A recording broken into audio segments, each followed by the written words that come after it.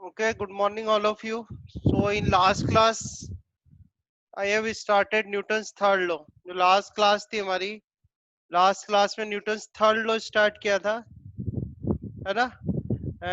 But in Newton's third law we make this statement, यानी हमने statement बता दिया था third law का.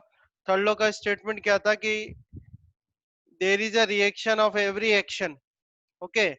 So again I will explain all the examples and the concept behind the Newton's third law. है ना? आज भी हम क्या करेंगे? First we will discuss or I will explain you Newton's third law and the concept behind the Newton's third law, and we will discuss some examples, these examples in detail. और एक बार जब आपको क्लियर हो गए, अच्छे से आ गए, then we will move forward for the next topic. तभी हम जो है next topic करेंगे इसके आगे का. Now before starting Newton's third law, here I am explaining some points. That first point is balanced force. ठीक है, first point is balanced force. So what is a balanced force? Balanced force क्या होता है? If a body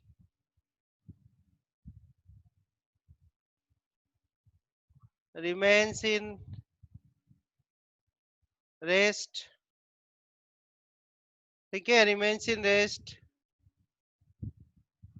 under the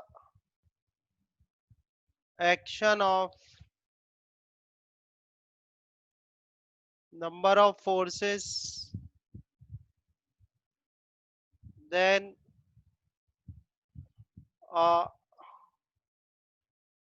net force is called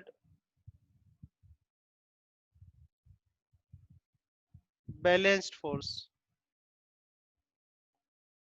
समझ में आ रही है आपको सबको बात? एक्चुअली मुझे थर्ड लॉ एक्सप्लेन करना है आपको, और थर्ड लॉ जब मैं आपको एक्सप्लेन करूंगा तो उसमें ये टर्म यूज आएंगे कि बैलेंस्ड फोर्स क्या होता है और अनबैलेंस्ड फोर्स क्या होता है. ठीक है, तो बैलेंस फोर्स क्या होता है? If a body remains in rest under the action of number of forces, then a net force is called balance force.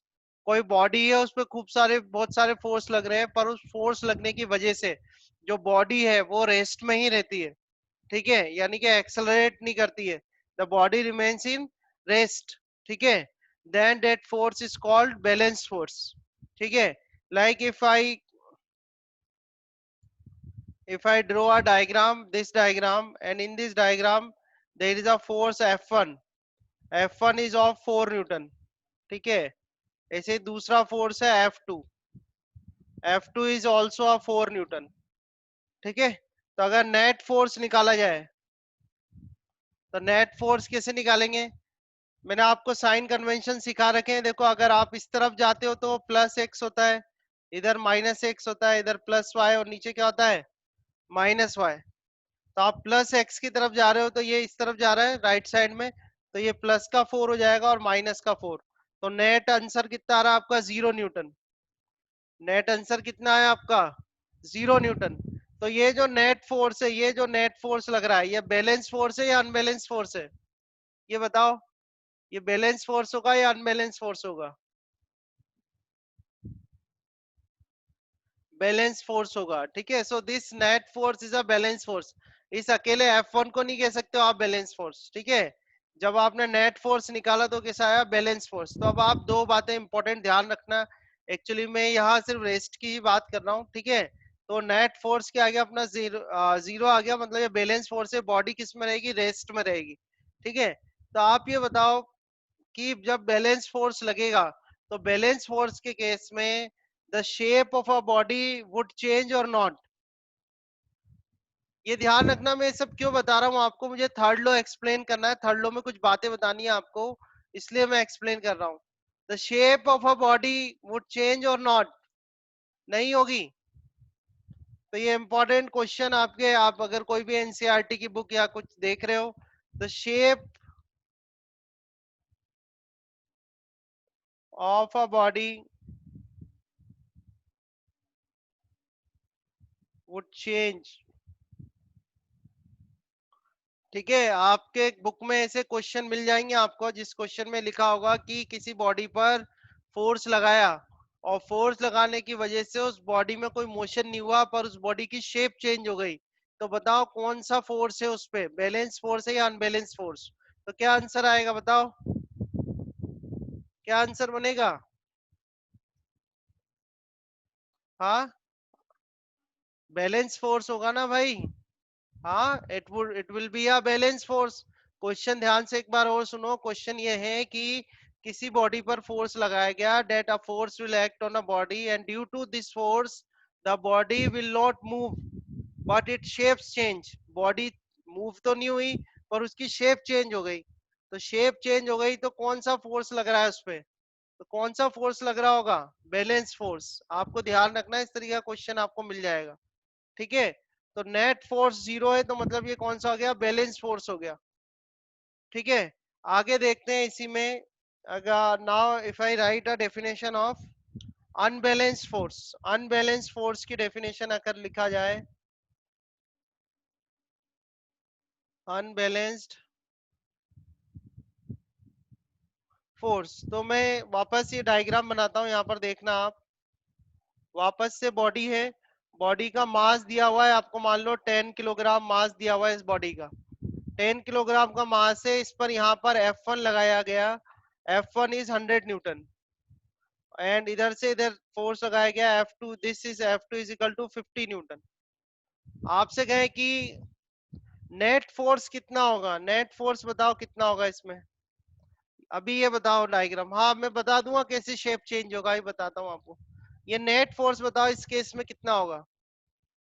50 Newton होगा, सबको पता है। तो ये हो जाएगा 100 - 50, तो 50 न्यूटन। डायरेक्शन होगी इसकी, डायरेक्शन होगी, फोर्स तो वेक्टर क्वांटिटी है, किस डायरेक्शन में होगा? ये प्लस एक्स डायरेक्शन में होगा। क्लियर है, इसकी डायरेक्शन क्या होगी? Plus x direction. सही है, समझ में आ रहा है? तो ये बताओ कि ये जो बॉडी है ये किस डायरेक्शन में जाएगी, in which direction this body will go? Plus X में जाएगी या माइनस एक्स में? किस तरफ जाएगी ये बॉडी? प्लस एक्स में जाएगी। तो प्लस एक्स में जाएगी तो उसका कुछ एक्सेलरेशन भी होगा। तो आप में से कोई स्टूडेंट बता सकते हैं एक्सेलरेशन कितना होगा इस बॉडी का प्लस एक्स में? प्लस एक्स डायरेक्शन में इस बॉडी का एक्सेलरेशन कितना होगा? How much the acceleration? कितना एक्सेलरेशन आएगा बोलो?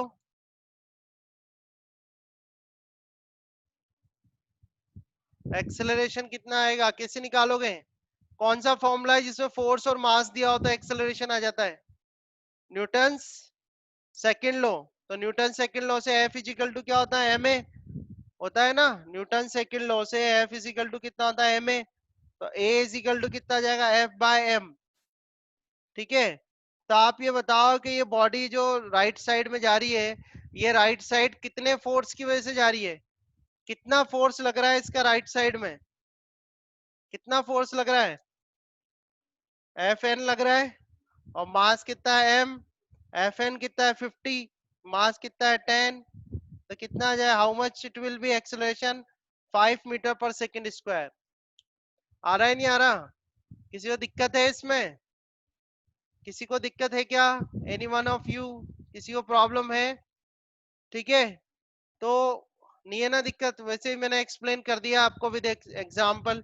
तो जब भी अनबैलेंस, कितना फोर्स अनबैलेंस हो रहा है इसमें? कितना फोर्स अनबैलेंस है? 50 न्यूटन का। अगर ये 100 और ये 100 होता तो बैलेंस हो जाते दोनों एक दूसरे से। अब यहाँ पर कितना अनबैलेंस हो रहा है? 50 न्यूटन। और किस डायरेक्शन में अनबैलेंस हो रहा है? प्लस एक्स डायरेक्शन में। तो अनबैलेंस फोर्स, जब देखो बैलेंस फोर्स लग रहा है तो बॉडी रेस्ट में है, और अनबैलेंस फोर्स लगेगा तो बॉडी किस में आ जाएगी बोलो? बॉडी किस में आ जाएगी अगर अनबैलेंस फोर्स होगा तो? मोशन में आ जाएगी। ठीक है, तो कब जब कभी भी जब भी बॉडी मोशन में आती है तो मोशन में किसकी वजह से आती है? अनबैलेंस फोर्स की वजह से। ये आपको ध्यान रखना है। ठीक है, वैसे भी हमने सॉल्व करके आपको बता दिया है कि body comes into a motion because of unbalanced force. तो यहाँ पर क्या लिखेंगे हम? If a body, if a body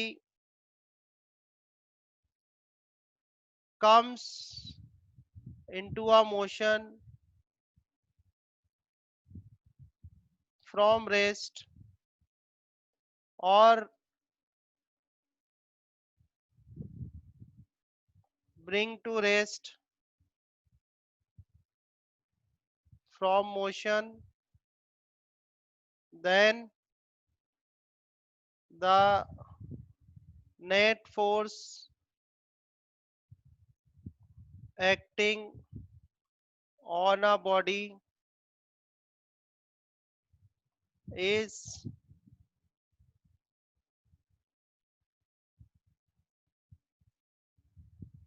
unbalanced force.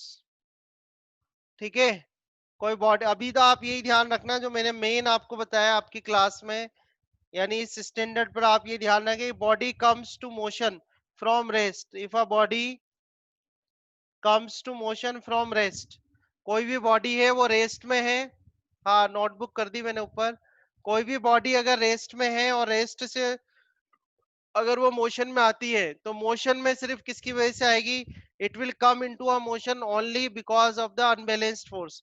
अगर अनबैलेंस्ड फोर्स है तो बॉडी किस में आ जाएगी, मोशन में, और अगर बैलेंस फोर्स है तो बॉडी का क्या चेंज हो सकता है, खाली shape, the shape will change only but it will not come into a motion. ठीक है, बॉडी का जो है वो चेंज शेप होता है, शेप जो है वो चेंज हो जाएगा, पर बॉडी जो है वो मोशन में नहीं आती जब बैलेंस फोर्स लगते हैं, और अनबैलेंस फोर्स जब लगेंगे तो बॉडी किस में आ जाएगी, the body comes into a motion. ये समझ में आ गया, बैलेंस और अनबैलेंस फोर्स, बैलेंस और अनबैलेंस फोर्स समझ में आया नहीं आया ये बताओ। ठीक है, तो मैं आपको I am giving a example here, ये एग्जांपल आप देखो और इसमें आंसर बताओ मुझे। कोई बुक है, देयर इज अ बुक,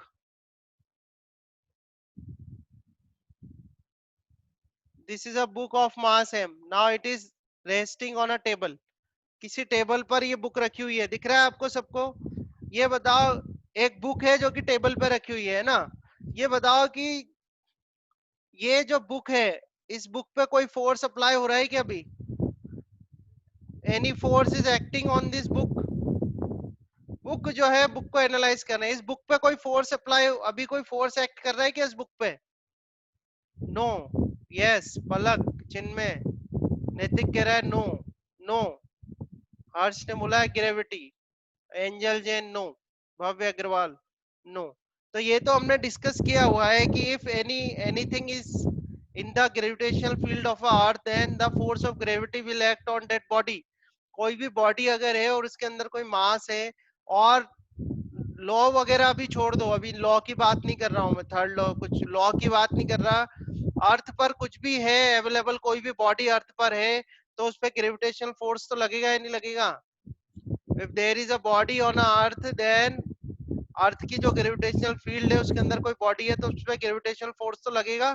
ठीक है, नाउ दिस ग्रेविटेशनल फोर्स जो है वो कैसा एक्ट करता है, डाउनवर्ड, और वो उसके वेट के बराबर होता है और इसकी वैल्यू कितनी होगी, mg, इसमें किसी को दिक्कत है क्या, W is equal to mg, कोई दिक्कत नहीं है ना, अरे अभी रिएक्शन फोर्स की बात नहीं कर रहा, कहां से रिएक्शन फोर्स आ गया यार, आपसे जितना मैं बता रहा हूँ वो देखो आप, कोई बुक रखी हुई है टेबल पे, तो मैं आपसे सिर्फ इतना पूछ रहा हूँ कि इस बुक पे कोई फोर्स लग रहा है या नहीं लग रहा, तो फोर्स लगेगा, ग्रेविटेशनल फोर्स, वो नीचे की तरफ, कोई भी बॉडी इस अर्थ की ग्रेविटेशनल फील्ड में है उसमें ग्रेविटेशनल फोर्स एक्ट करता है। ठीक है, अभी मैंने बस इतना क्वेश्चन करा है, मुझे बताओ इस बुक पे ये फोर्स लग रहा है ये बैलेंस है या अनबैलेंस है, इस बुक पे ये फोर्स लग रहा है जो W is equal to M G, ये बैलेंस है या अनबैलेंस, बैलेंस्ड है, बैलेंस है, अच्छा, तो बैलेंस है तो कहाँ कौन बैलेंस कर रहा है इसको, अरे ये बैलेंस है तो इसको फिर बैलेंस कौन कर रहा है, तो नहीं यहाँ तो इस F1 को तो ये F2 बैलेंस कर रहा था, अरे इस F1 को तो ये F2 बैलेंस कर रहा था ना, तो जीरो हो गया आपका नेट फोर्स, इसमें क्या नेट फोर्स जीरो है क्या, इसमें क्या नेट फोर्स जीरो हो रहा है क्या, ये बताओ आप, नेट फोर्स जीरो हो रहा है, कैसे हो रहा है net force zero, net force zero है इधर, कैसे है नेट फोर्स जीरो, जरा बताना कौन जीरो, कैसे करेंगे नेट फोर्स को जीरो, कोई बताएगा मुझे कैसे नेट फोर्स जीरो होगा इसमें, जो डायग्राम आपके यहाँ बना हुआ है इस पे, इसमें इस डायग्राम में अच्छा, reaction force acting on it, okay. और एंजल ने आंसर करा reaction force is acting on it. So you know what is a reaction force? Angel, आपको पता है रिएक्शन फोर्स क्या होता है? हाँ, तो अभी मैं सिर्फ इतना क्वेश्चन कर रहा हूँ कि नाउ आपको पता है but we don't know what is a reaction force, हमें नहीं पता। तो जो कॉपी पे डायग्राम बना हुआ है, इस कॉपी के डायग्राम में मैं कह रहा हूँ कि इस पे W is equal to M G लग रहा है नीचे की तरफ। तो ये W is equal to M G balance है या अनबैलेंस? वो सब बात की बात है, बुक फोर्स और ग्रेविटेशनल फोर्स ये अलग बात है। जो मैं आपसे पूछ रहा हूँ, इस ये डायग्राम दिख रहा है आपको? ऐसा ये डायग्राम एक्स एक्सिस पे बना हुआ था, ये डायग्राम वाई पे बना हुआ है, ठीक है। अभी यह अनबैलेंस है। पलक, वेरी गुड पलक कश्यप। हर्ष, हर्ष बैलेंस नहीं है, ये अभी अनबैलेंस है। और ये अनबैलेंस है तो इस बुक को नीचे चले जाना चाहिए था। ध्यान से सुनो, अनबैलेंस फोर्स जो होता है उसकी वजह से बॉडी किस में आती है? मोशन में। Due to unbalance force the body comes into a motion. तो इसका ये मतलब है कि इस बुक को नीचे जाना चाहिए था, पर ये बुक नीचे तो नहीं जा रही, ये बुक अपनी पोजीशन पर ही है। तो ये बुक अपनी पोजीशन पर है, इसका ये मतलब है कि सेम मैग्नीट्यूड का कोई दूसरा फोर्स है जो कि इसके अपोजिट डायरेक्शन में एक्ट कर रहा है, ठीक है। ध्यान से सुनना जो मैं कह रहा हूँ। बुक तो नीचे नहीं जा रही है, तो बुक नीचे क्यों नहीं जा रही? क्योंकि सेम अमाउंट का कोई फोर्स है जो कि इसके जस्ट अपोजिट में एक्ट कर रहा है, जिसका की मैग्नीट्यूड सेम है। अगर मैं कहूं कि इस बुक का जो मास है, mass of this book is 10 kilogram. इस बुक का मास अगर 10 किलोग्राम है तो इस बुक का वेट कितना होगा बोलो? अगर इस बुक का मास 10 किलोग्राम है तो इसका वेट कितना होगा? तो एम जी 10 × 10 कितना हो जाएगा? 100 न्यूटन। ये तो पढ़ा है आपने। और ये 100 न्यूटन कैसे एक्ट कर रहा है? इन अ डाउनवर्ड डायरेक्शन, ठीक है। तो आपका रिएक्शन कितना होना चाहिए? Your reaction should be 100 Newton in a upward direction. दिख रहा है? Your reaction should be 100 Newton in upward direction. अब अगर नेट फोर्स निकाला जाए एफ नेट, तो एफ नेट कितना आएगा बोलो? डब्ल्यू जो नीचे आर ऊपर एक्ट कर रहा है तो आर तो प्लस का आएगा, ये आपको मैंने बताया। ऊपर जाओगे प्लस, नीचे जाओगे माइनस। तो आर ऊपर जा रहा है प्लस का, डब्ल्यू नीचे जा रहा है माइनस का। तो यहाँ पर आप करोगे 100 माइनस 100, तो कितना आएगा? 0 न्यूटन। तो आपका जो नेट फोर्स है, नेट फोर्स कितना आ गया? 0 न्यूटन। जैसे कि यहाँ पर आ रहा था 0 न्यूटन, दिख रहा है दिख रहा? जो मैं समझाने की कोशिश कर रहा हूँ समझो आप। यहाँ पर नेट फोर्स कितना आ रहा था? 0। यहाँ पर भी नेट फोर्स आ गया 0। Now in this condition I will say that this net force is a balance force. W balance force नहीं है यहाँ पर, आर भी बैलेंस फोर्स नहीं है। What is a balance force? Balance force is this. Net force is a balance force, and because of this net force is 0, so that this book is in a rest. Doubt clear हुए? आपको knowledge तो थी पर आधी अधूरी। Knowledge तो है आपके पास, पर वो नॉलेज है आधी अधूरी, ठीक है। अगर अच्छे से पढ़ना है तो उसको करो क्लियर बिल्कुल, ठीक है। तो अब समझाने की बात यह है कि what is W, what is W. W क्या है इसमें? W is a weight of a book, ठीक है। W is a weight of a book. ध्यान से सुनना, वेट ऑफ अ बुक। तो इस ये जो वेट ऑफ अ बुक है, ये कौन लगा रहा है ये फोर्स? इस बुक पे ये फोर्स कौन लगा रहा है बोलो? जो वेट ऑफ अ बुक है ये भी तो एक फोर्स है। ये फोर्स कौन लगा रहा है बुक पे बोलो? बुक पे ये फोर्स कौन लगा रहा है? अर्थ लगा रही है। This is a force apply by earth on a book, ठीक है। दूसरी रही बात R, R is what? R is a reaction force, reaction force. और इसी को जो है कांटेक्ट फोर्स भी बोलते हैं। This is also known as contact force. Who is applying this contact force? कौन अप्लाई कर रहा है इसको? बुक के ऊपर जो रिएक्शन फोर्स एक्ट हो रहा है वो कौन अप्लाई कर रहा है? Who is applying a force, reaction force on a book? कौन अप्लाई कर रहा है? टेबल अप्लाई कर रही है। Harsh, Kritish, Chinmay, very good. So this this is a force apply by table on book. सही है बात? यहाँ तक सही है? देखो मैं बहुत कॉन्सेप्चुअल चीजें सिखा रहा हूँ आपको, नहीं तो 2 मिनट में ये बता के खत्म कर देता काम। मैं आपको बहुत कॉन्सेप्चुअल चीजें बता रहा हूँ। आगे देखो, ये बताओ जरा, रिएक्शन कहाँ से आई? ये रिएक्शन कहाँ से आई? आर कहाँ से आया? Book is applying action force, table reaction force.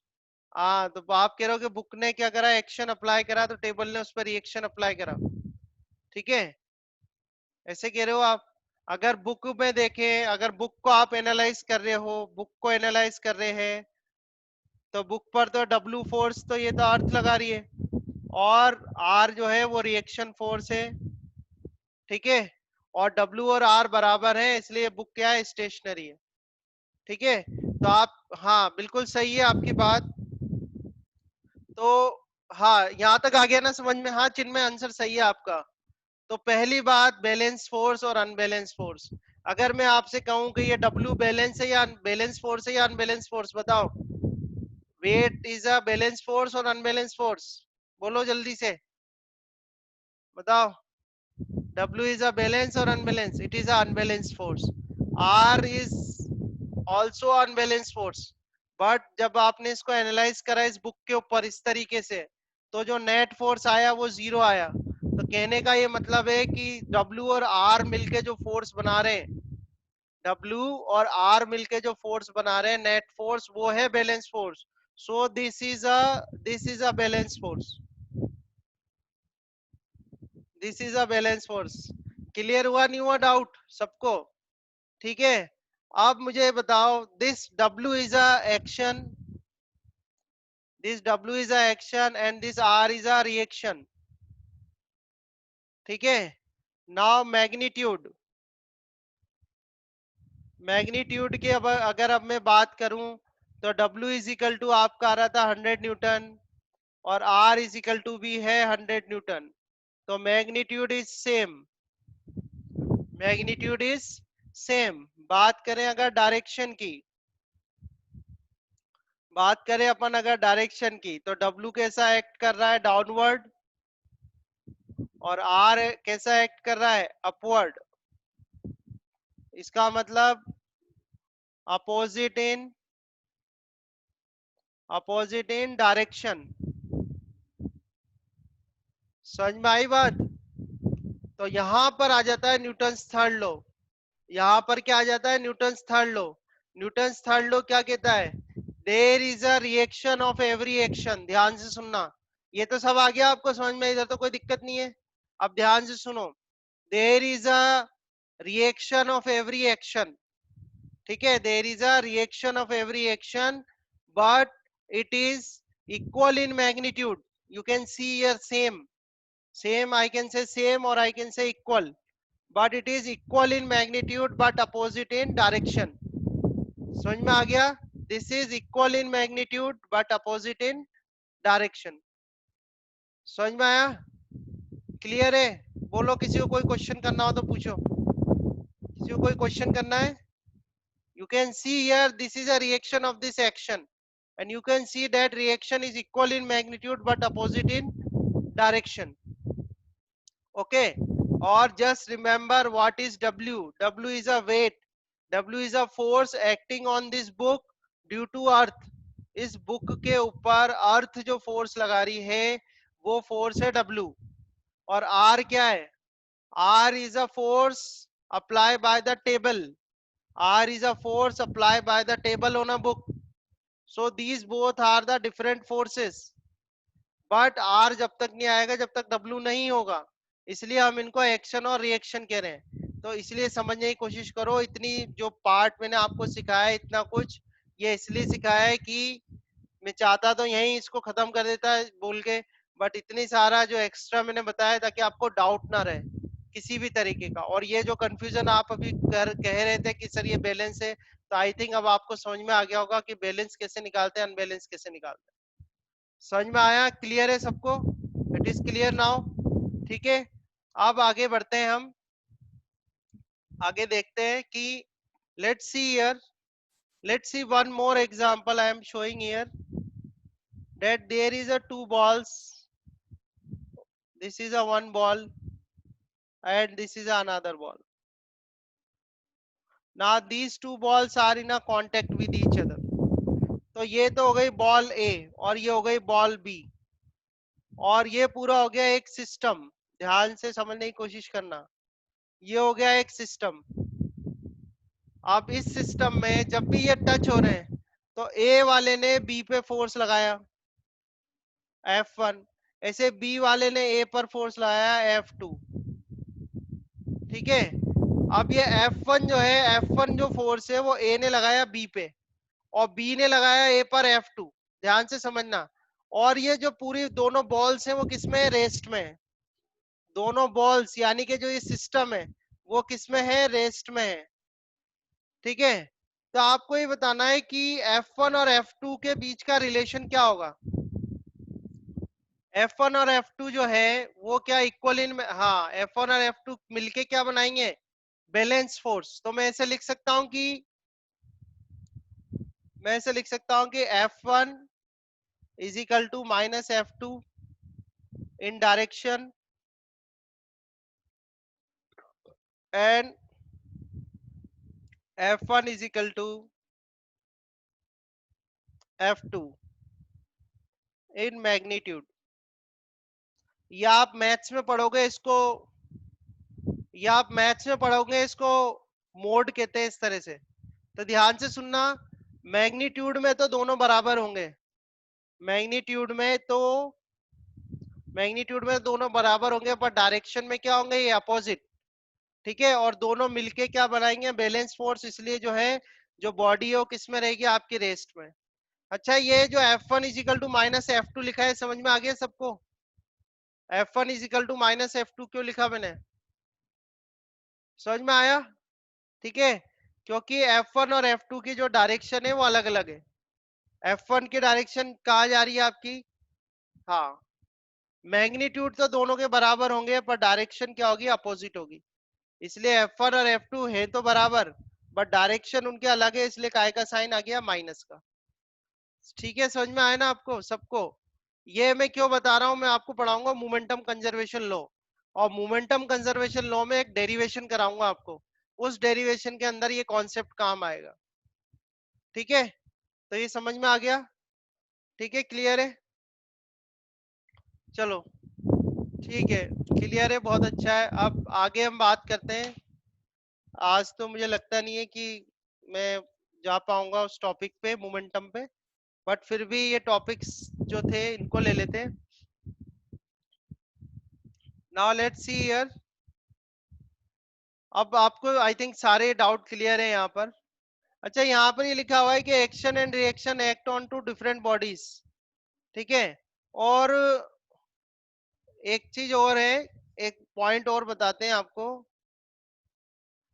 मैंने यहाँ डिस्कस किया था आपसे कि एक्शन और रिएक्शन एक दूसरे को जो है, they will not cut each other. कटा था वो, पढ़ा था नहीं पढ़ा था? याद है किसी ने अगर लास्ट क्लास ध्यान से सुनी हो? लास्ट क्लास में मैंने बोला था कि the action and reaction acts on the different bodies so that they can not cut each other. ठीक है, ध्यान है ना आपको? तो आपको ये भी पता होगा कि यहाँ पर मैंने वायलेशन तो नहीं करा इस लॉ का, ये वायलेशन तो नहीं है लॉ का। यहाँ तो कट कर दिया मैंने, क्यों? ये यहाँ तो कट करके जीरो कर दिया। सही है गलत करा ये? राइट है, और right, this is this right और रॉन्ग? आपको मैंने लास्ट क्लास में समझाया था कि why the action and reaction not cut each other। Action और रिएक्शन एक दूसरे को कट क्यों नहीं करते? तो एक्शन और रिएक्शन एक दूसरे को कट इसलिए नहीं करते क्योंकि वो अलग अलग बॉडीज पे लगते हैं। ठीक है, यहाँ ध्यान रखना बेटा, बहुत अच्छे से ध्यान रखना। यहाँ पर आर जो है वो आर टेबल लगा रही है बुक के ऊपर। आर कौन लगा रहा है, टेबल लगा रही है बुक पे, और डब्ल्यू कौन लगा रहा है, वो अर्थ लगा रही है बुक पे. So they both are the different forces, they both are the different forces. But why the R comes because of this W. So इसलिए हमने बोला था आर रिएक्शन है और डब्ल्यू क्या है, एक्शन. तो ये कुछ ऐसी चीजें हैं कि कई लोग न्यूमेरिकल कर भी देते हैं और न्यूमेरिकल आ भी जाते हैं उनको, पर एक सोचने का, थिंकिंग का डिफरेंस है. थिंकिंग आपकी क्लियर होनी चाहिए. अगर ये आपके क्वेश्चन पेपर में एक क्वेश्चन भी कंसेप्चुअल आ गया, जो टॉपर का डिफरेंस होता है ना, अभी अपन ने देखा एक की 97% आई 10th में, एक की 97.2% आई, तो पॉइंट का जो डिफरेंस है वो इसी का ही है. बाकी एवरेज जो स्कोर कर रहे हैं उनके लिए तो कोई दिक्कत नहीं है, उनके लिए तो लिखा हुआ है. आई थिंक ये क्लियर है. चलो आगे, आपको ये समझ में आ गया. अब आ जाते हैं यहाँ पर एग्जाम्पल पे. ठीक है, एक example you can see here, how do we walk. इसमें किसी को, अच्छा ये नंबर लिखे हुए हैं 1 2 3 4 5 6, कोई से भी दो एक्सप्लेन करूंगा मैं, बताओ कौन से एक्सप्लेन करूं. कोई से भी दो एग्जाम्पल एक्सप्लेन करूंगा, बताओ कौन से चाहिए आपको. सेकंड वाला, रिकॉइल ऑफ गन. चलो, भव्य ने सबसे पहले लिखा है तो उसी को हम सॉल्व करते हैं. ठीक है, अब ये तो टॉपिक,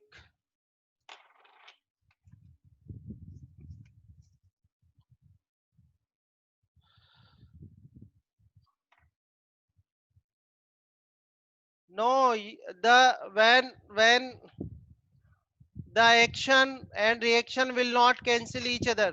ये ध्यान रखना इंशा, भले ही वो जो एग्जाम्पल है बाद में डिस्कस कर लेंगे, पर अभी जो डिस्कशन चल रहा है, जो मोमेंटम अपन फ्लो में है उसको डिस्कस करें वो ज्यादा अच्छा है. The action and reaction forces will not cut each other, they will not cut each other. ये क्वेश्चन आपको बुक में भी मिलेगा. अच्छी अगर बुक कोई आप पढ़ रहे हो तो अच्छी बुक में क्वेश्चन मिलेगा आपको कि एक्शन और रिएक्शन एक दूसरे को कट क्यों नहीं करते, कैंसिल क्यों नहीं करते, जबकि वो इक्वल इन मैग्नीट्यूड है बट अपोजिट इन डायरेक्शन है. तो क्यों नहीं करते, तो मैं आपको बताऊं क्यों नहीं करते. उसका रीजन ये है कि they act on a different bodies. ये एग्जाम्पल पर अगर मैं आ जाऊं, इस लड़के ने 4 न्यूटन का फोर्स लगाया था इस वॉल पे, और इस वॉल ने 4 न्यूटन का फोर्स लगाया इस लड़के पे. ठीक है, now if I ask you why this 4 and 4 will cut, do not cut each other, ये 4 और ये 4 एक दूसरे को क्यों नहीं काट रहे. तो ये इसलिए नहीं काट रहे क्योंकि ये अलग अलग बॉडीज पे लग रहे हैं. जब ये वॉल लगाएगी तो बॉय पे लगाएगी, और जब बॉय फोर्स लगाएगा तो वॉल पे लगाएगा. और एक इंपॉर्टेंट बात ध्यान रखना, हमेशा हम वो फोर्स लेते हैं जो ऑब्जेक्ट के ऊपर लग रहे हैं. है ना, आप एक बहुत अच्छे पॉइंट पर आ गए अपन डिस्कशन पे. हमेशा वो फोर्स लिया जाता है जो ऑब्जेक्ट पे लग रहा है. अगर आप लड़के को स्टडी कर रहे हो, तो लड़के को स्टडी कर रहे हो तो आप वो फोर्स लोगे जो इस लड़के पे लग रहा है. अगर ये बुक वाला एग्जाम्पल जो था, इस बुक वाले एग्जाम्पल में मैं कहूं कि ये बुक जो है, this book is applying a force of 100 Newton on a table. This book is apply, ध्यान से सुनना सारे बच्चे, this book is applying a force of 100 Newton on a table, and table is applying a 100 newton force on a book. ठीक है, तो क्या ये 100 और 100 एक दूसरे को कैंसिल कर देंगे, बताओ, बोलो. 100 और 100 एक दूसरे को कैंसिल कर देंगे क्या, यस और no.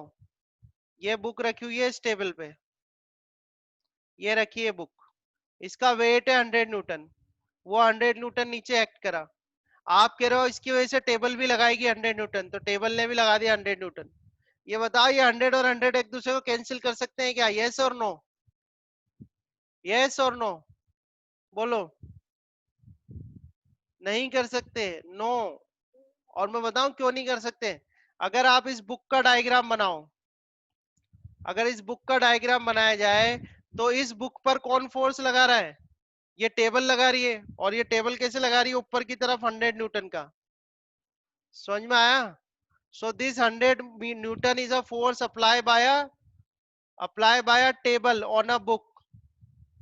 And if you take another 100 Newton, this, now this 100 Newton is the gravitational force. बहुत अच्छा पॉइंट डिस्कस कर रहा हूं मैं. ये 100 वो नहीं है जो ये आपने यहाँ लिखा हुआ था। इसको तो आपने क्या लिखा, this 100 newton is a force apply by book on table, ये बोला था आपने। So this is a action and what is a reaction, this 100 newton force apply by table on book. So ये जो फोर्स है ये एक दूसरे को कभी भी कैंसिल नहीं करेंगे, क्योंकि ये तो बुक पे लग रहा है और ये टेबल पे लग रहा है, दोनों अलग अलग हैं। ठीक है। अब अगर आप खाली बुक स्टडी करोगे तो ये 100 ऊपर वाला ही आएगा बस आपके पास।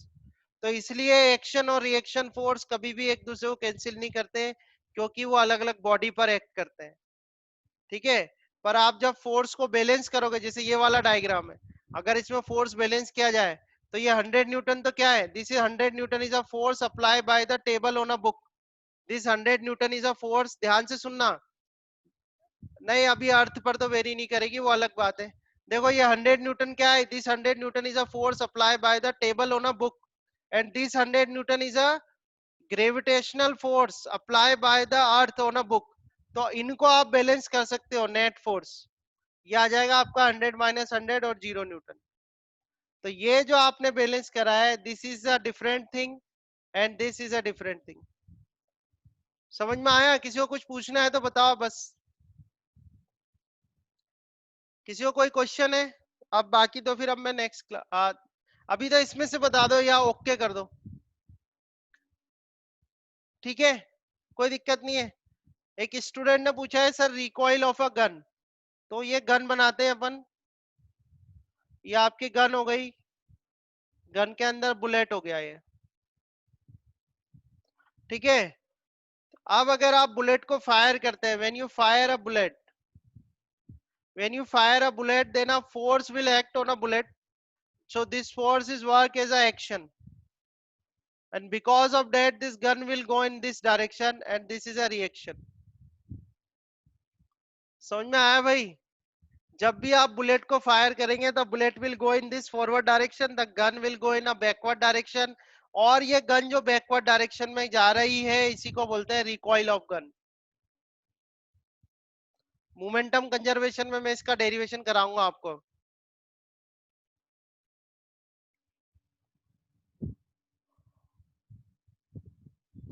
हाँ, पर हाथ को आपको यहाँ नीचे रखना पड़ेगा। तो वही तो बात है। देखो, रिज्वाइन कर लेना, ये डिस्कनेक्ट हो जाए तो रिज्वाइन कर लेना, पर जल्दी रिज्वाइन करना, मैं वेट नहीं करूंगा आप लोगों का। हाँ, वाई विल ये अपन बेटा मोमेंटम कंजर्वेशन में मैं प्रूफ कर दूंगा आपको। ठीक है, मोमेंटम कंजर्वेशन लॉ में मैं आपको ये प्रूफ कर दूंगा। ठीक है, अभी तो आप ये रिकॉइल ऑफ गन ही होता है, देख लो आप। मोमेंटम कंजर्वेशन जो लॉ है वो मैं आपको जब पढ़ाऊंगा